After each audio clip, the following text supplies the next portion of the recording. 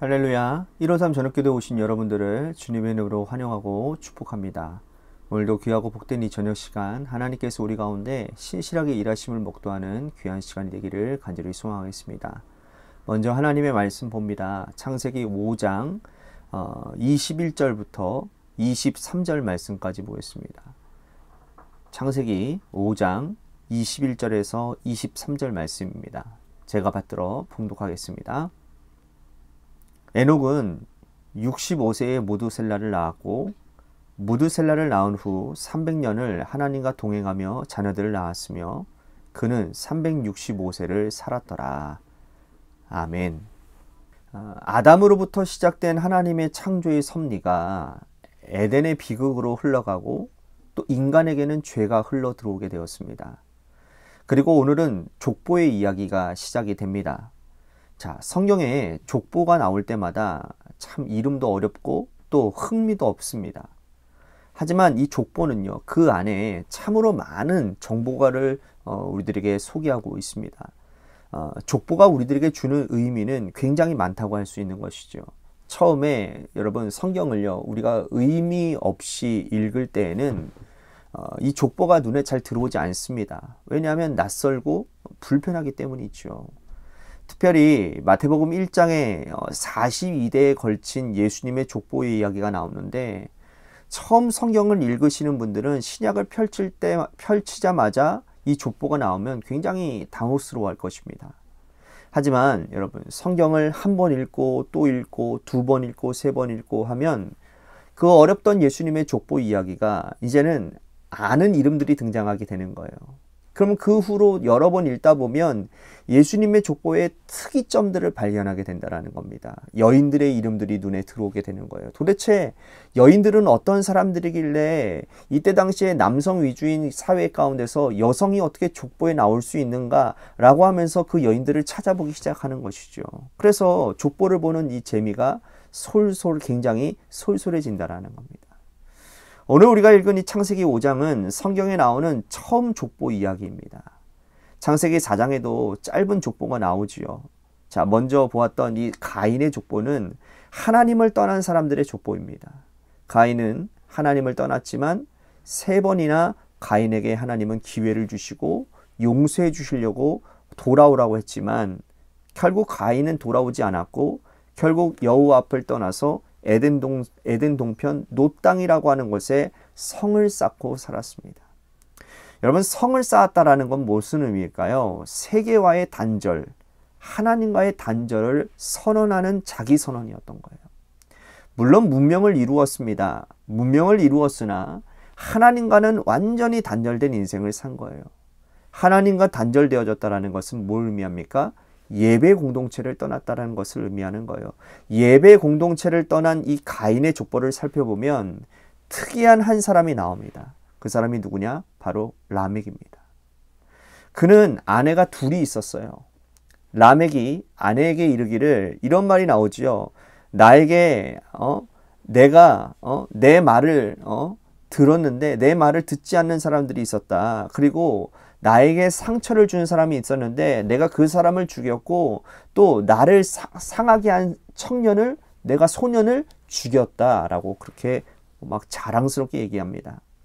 자, 이 라멕의 말을 통해서 우리들이 알 수 있는 것은 뭡니까? 이미 가정 공동체가 파괴되었다는 것을 알 수 있어요.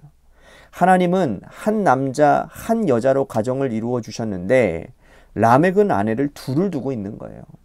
하나님이 주신 말씀과는 위배된 인생을 살고 있는 것이죠. 그는 또한 사람을 죽이는 일을 서슴지 않았습니다. 나의 상처로 말미암아 사람을 죽였고 나의 상함으로 말미암아 소년을 죽였다라고 말을 해요. 라멕은 자신에게 조금이라도 해를 가하는 사람을 보면 참지 못하고 견디지 못하고 그리고 누군가가 실수해서 나를 상하게 하면 그 사람을 죽이는 일이 너무나도 당연스럽고 너무나도 자랑스러운 일이었다라는 겁니다. 여러분, 오늘 이 시대에 이렇게 살아가는 사람들이 얼마나 많은지 모릅니다. 내가 조금 기분 나쁘다고 해서 사람 죽이고 내가 조금 불편하다고 해서 사람에게 해를 가하는 그러한 세상을 오늘 우리들이 살고 있지 않습니까? 하나님을 떠난 사람들의 계보에는 이런 사람들이 나오는 거예요. 예배 공동체와 담을 쌓고 살아가는 그러한 사람들. 여호와를 떠나 성을 쌓고 살아가는 사람들의 족보에 나오는 이 라멕과 같은 인생을 하나님은 오늘 우리들에게 보여주고 있다는 것이죠. 너희들이 이러한 인생들을 살겠느냐? 너희 자손에 이러한 사람들이 나오도록 너 두고 보겠느냐? 반면에 하나님의 백성들의 삶은 어떠합니까?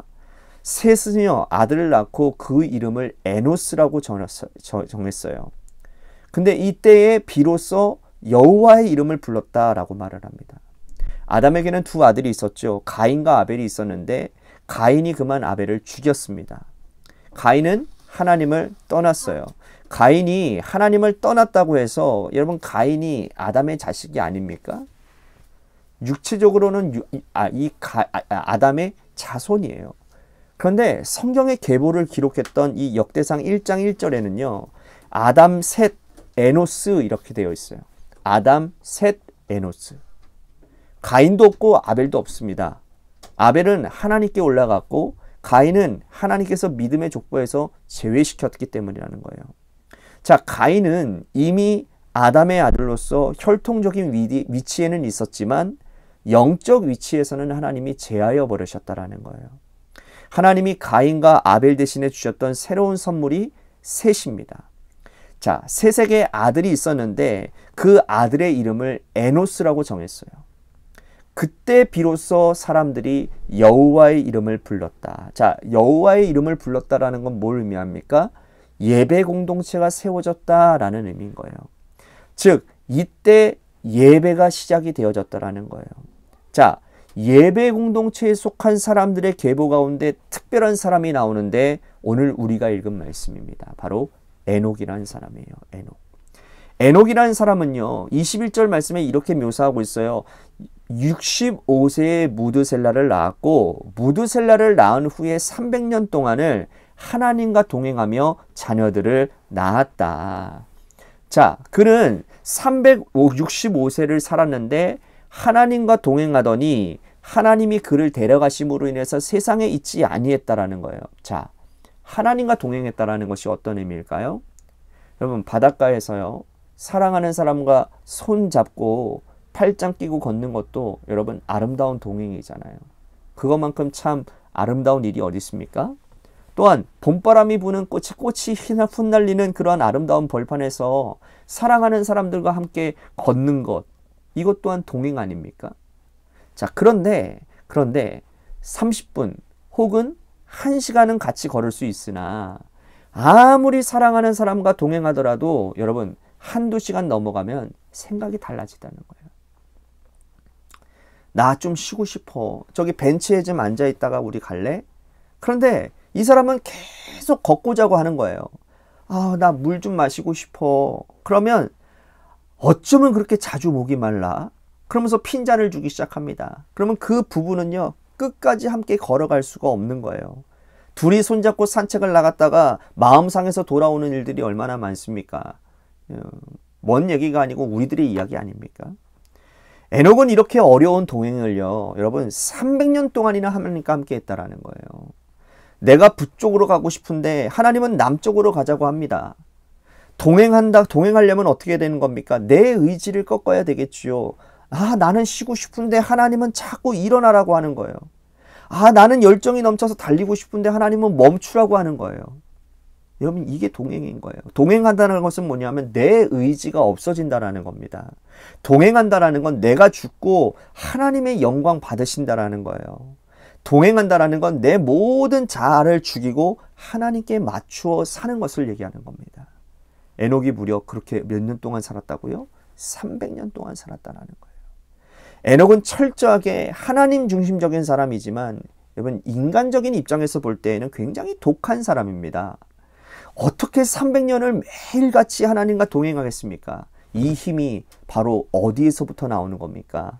예배 공동체에서부터 나오는 힘이라는 거예요. 조상들로부터 내려오는 그 예배의 힘, 그 영적인 흐름이 에녹의 때에 이르러서는 하나님과 동행함으로 열매를 맺게 되었다라는 겁니다.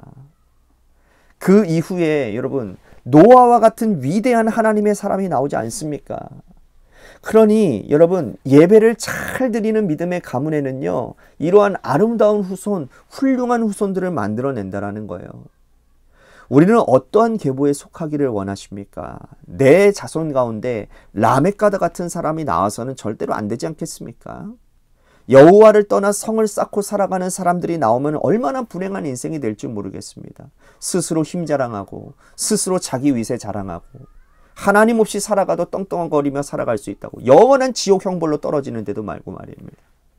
여러분, 예배 공동체 속에서 살아가는 에녹의 후손들, 그들의 그 아름다운 하나님과의 동행이 우리 인생이 되고 또 우리 후손들의 인생이 되기를 간절히 소망하겠습니다.